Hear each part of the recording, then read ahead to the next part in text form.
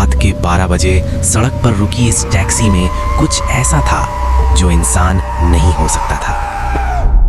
आधी रात के करीब सुनसान सड़क पर अचानक एक पुरानी पीली टैक्सी धीरे से आकर रुकी। टैक्सी के अंदर बैठा ड्राइवर बिना पलक झपकाए सामने देख रहा था।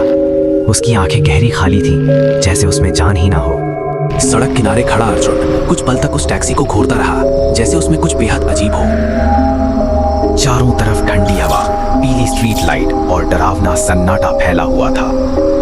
घर जल्दी पहुंचने की जल्दी में अर्जुन ने डर को नजरअंदाज किया और टैक्सी का दरवाजा खोलकर अंदर बैठ गया। अंदर बैठते ही उसे असामान्य ठंड महसूस हुई, जैसे किसी बर्फीले कमरे में आ गया हो। सीटों से हल्की सड़ी हुई बदबू आ रही थी और टैक्सी के अंदर अजीब सा सन्नाटा था। ड्राइवर ने एक बार भी पीछे मुड़कर नहीं देखा।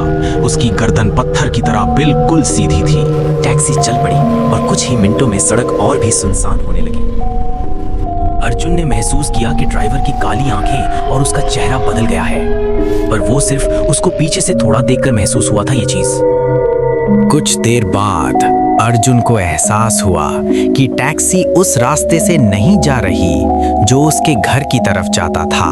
बाहर अचानक घना कोहरा फैल गया और सड़क लगभग गायब सी लगने लगी। तभी अर्जुन की नजर डैशबोर्ड पर रखी एक पुरानी पीली पड़ी अखबार की कतरन पर पड़ी। उसने डरते हुए कतरन पढ़ी।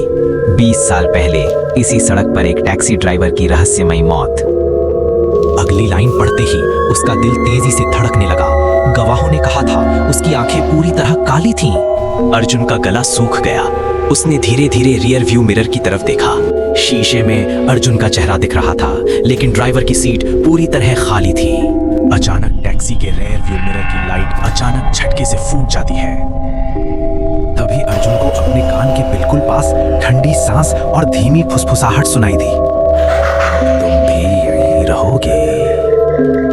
अर्जुन मुड़ा ही था कि अचानक ड्राइवर का डरावना चेहरा पूरी काली आंखों के साथ उसके बिल्कुल सामने प्रकट हो गया और उसी पल टैक्सी पागलों की तरह तेज रफ्तार से कोहरे में गायब हो गई।